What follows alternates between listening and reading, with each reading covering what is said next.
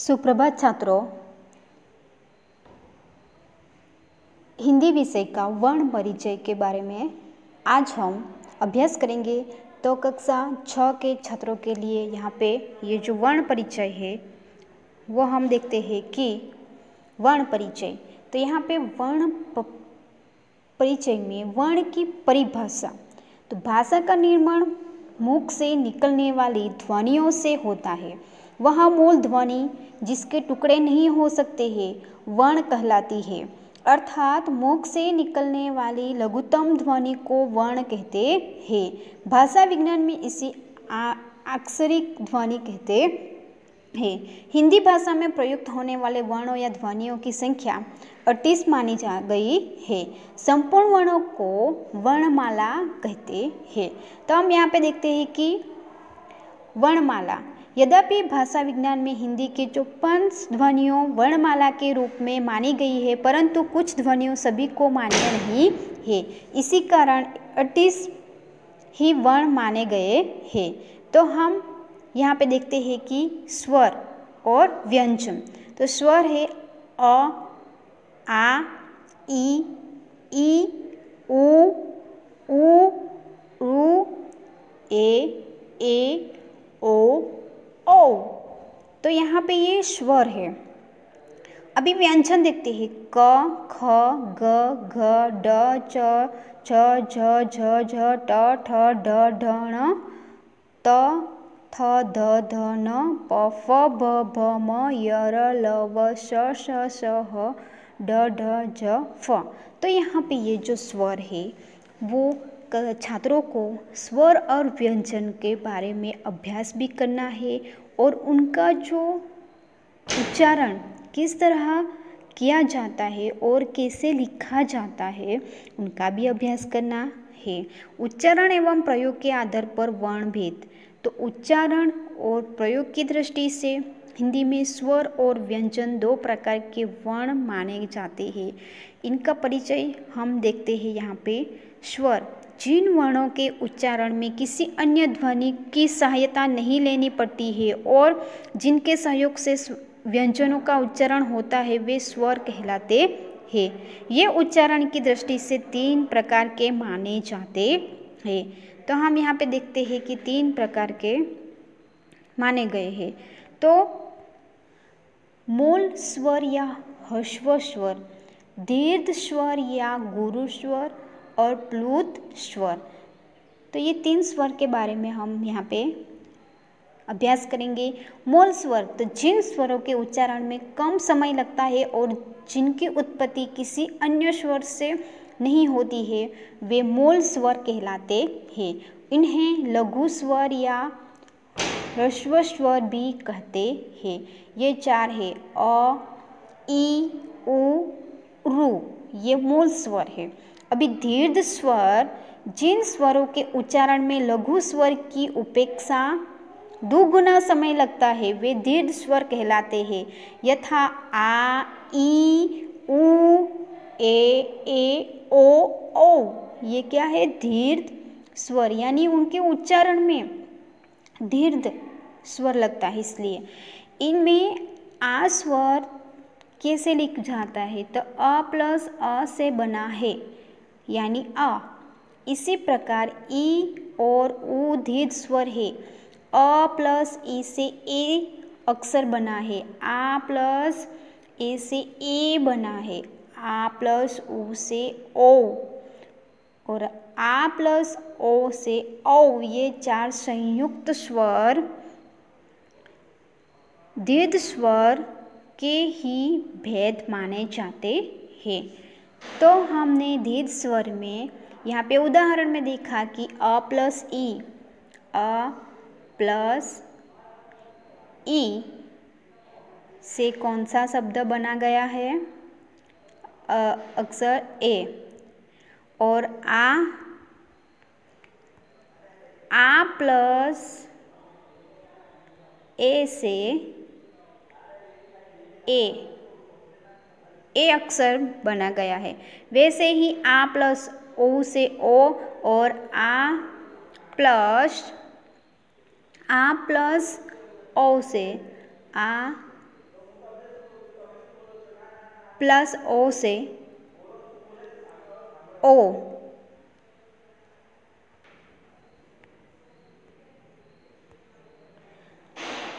आ plus O से ओ, ये 4 संयुक्त स्वर हमने यहाँ पे देखा। अभी प्लुत स्वर, तो जिन स्वरों के उच्चारण में दीर्घ स्वरों से भी अधिक समय लगता है वे प्लुत स्वर कहलाते हैं। तो इनका प्रयोग बहुधा दूर से बुलाने के लिए किया जाता है, जैसे औरुम, ए कृष्णरु, ए रामरु आदि। तो ये प्लुत स्वर कहा गए हैं।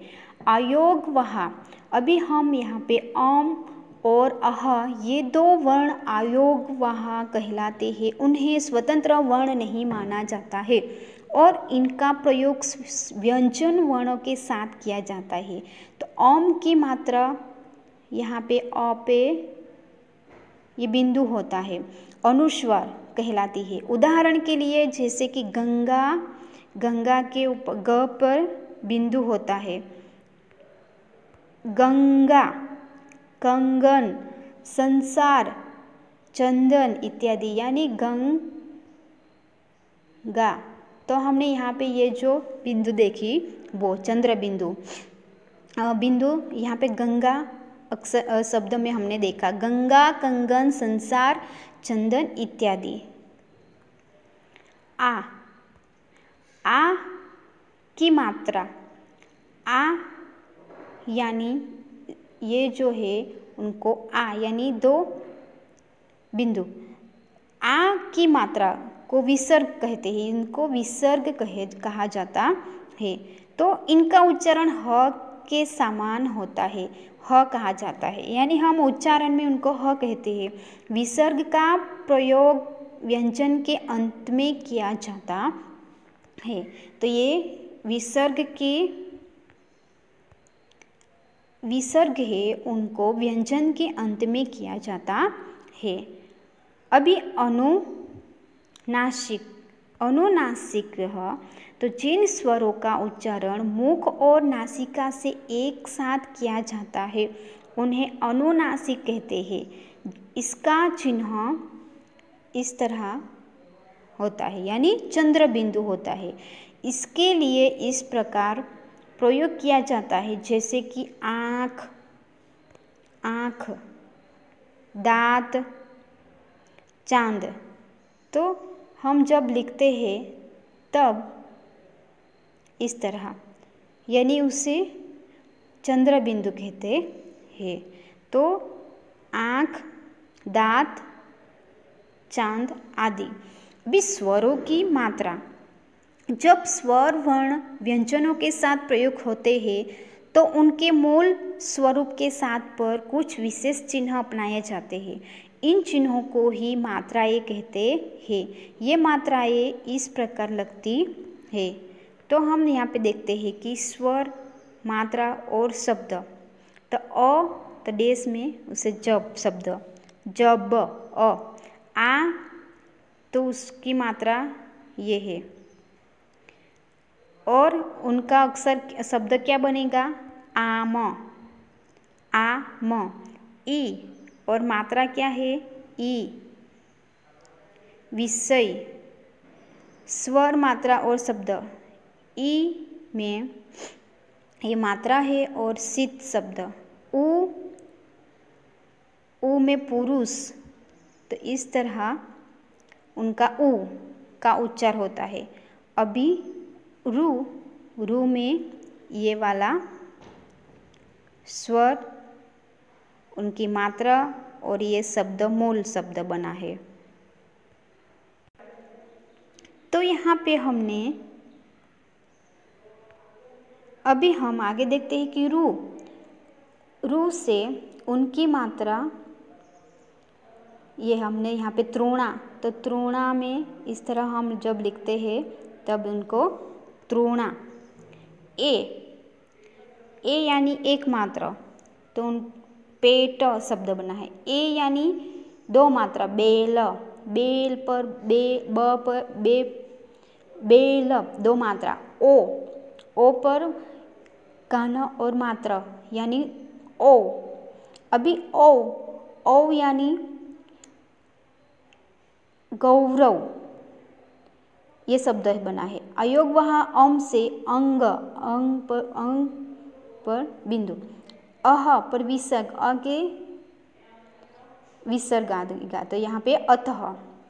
तो विशेष में यहाँ पे अह्रस्व स्वर की कोई मात्रा नहीं होती है। हिंदी में उच्चारण की दृष्टि से प्रत्येक व्यंजन के साथ अ जोड़ दिया जाता है। स्वर रहित व्यंजन वर्ण के नीचे हलंत का चिन्ह लगाया जाता है, जैसे कि क, च, त, प, न, श, यानी क तो उसको यहाँ पे इस तरह क, च, त, प, न, श, इस तरह ये जो चिन्ह है हलंत चिन्ह लगाया जाता है। हलंत व्यंजन को अगले व्यंजन या स्वर के साथ जोड़ने पर बिना मात्रा के लिखा जाता है, जैसे संबंध, शबंध, अंत, प्राप्त, लब्ध आदि को हलंत व्यंजन को अगले व्यंजन या स्वर के साथ जोड़ने पर बिना मात्रा के लिखा जाता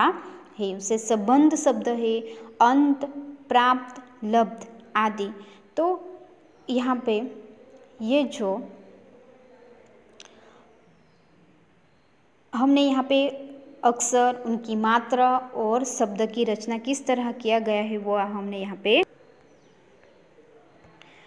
तो यहाँ पे छठी कक्षा के छात्रों, आज हमने यहाँ पे वर्ण परिचय में वर्णमाला के स्वर और व्यंजन और स्वर के 3 जो प्रकार है, मूल स्वर या ह्रस्व स्वर, दीर्घ स्वर या गुरु स्वर, प्लुत स्वर के बारे में देखा, और ये जो स्वर की मात्रा है उनके बारे में भी हमने यहाँ पे आज देखा। तो बाकी का जो व्यंजन है वो हम भाग दूसरे में व्यंजन के बारे में हम अभ्यास करेंगे। तब तक ये जो वर्ण परिचय स्वर के है, वो स्वर और व्यंजन की जो वर्णमाला है वो स्वर के बारे में आप लोगों का अभ्यास भी करना है। Thank you.